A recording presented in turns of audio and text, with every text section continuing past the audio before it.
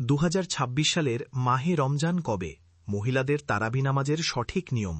অনেকে জানতে চাচ্ছে ১০ রাকাত পড়ব না ২০ রাকাত পড়ব। অত্যন্ত গুরুত্বপূর্ণ যে মাহে রমজান ২০২৬ সালে কত তারিখে এবং কী বার, এবং তারাবি নামাজ কিভাবে পড়বেন, কত রাকাত পড়বেন, অত্যন্ত গুরুত্বপূর্ণ একটি প্রশ্ন করেছেন।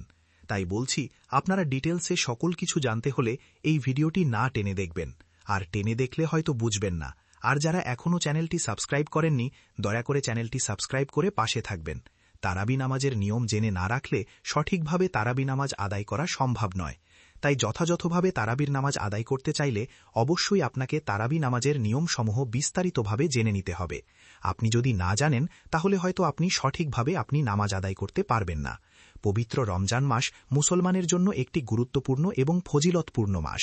এবাদতের মাধ্যমে আল্লাহ তাআলার নৈকট্য লাভের মাস। ধর্মপ্রাণ মুসলমানরা এই মাসকে এবাদতের জন্য অনেক গুরুত্ব দিয়ে থাকেন। কিন্তু এখন কথা হচ্ছে ২০২৬ সালের মাহে রমজান কখন থেকে শুরু হচ্ছে। দেখুন, ২০২৬ সালে ১৮ই ফেব্রুয়ারির রাত্রে আমরা সাহারি খাব এবং এদিন এশারের থেকে আমরা নামাজ পড়ব। ১৯শে ফেব্রুয়ারি বৃহস্পতিবার আমরা রোজা রাখব। তো আমরা স্পষ্ট ভাষায় বুঝতে পারি যে বুধবার যে ১৮ তারিখ, আমরা এদিন মাগরিবের পর থেকে রমাদান চলে আসবে। আমরা এশার নামাজ থেকে আমরা তারাবি নামাজ পড়ব এবং এই রাত্রেই আমরা সাহারি খাব এবং এই রাত্রের পরের দিন থেকে আমরা রোজা রাখব। তো এখন আমরা জানতে পেরেছি যে সবে মাহে রমজান ২০২৬ আমরা ১৮ই ফেব্রুয়ারি তারিখে খাব, ১৯শে ফেব্রুয়ারি। এবং মহিলাদের তারাবি নামাজ, অনেকেই মনে করেন যে তারাবি নামাজ কত রাকাত, কিভাবে পড়বেন। অনেকে মনে করে যে ১০ রাকাত, আর অনেকে মনে করে ২০ রাকাত।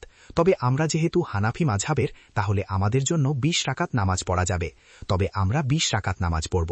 অনেক মহিলারা এটা নিয়ে চিন্তা করেন যে অনেকে বলে ১০ রাকাত, অনেকে বলে ২০ রাকাত, আমরা কত রাকাত পড়ব। আসলে রমজান আসলেই যেন এটা নিয়ে বিতর্ক বহুবার বেড়ে যায়। তারাবি নামাজের রাকাত সংখ্যা নিয়ে ওলামায়ে কেরামের মাঝে মতানৈক্য বিদ্যমান।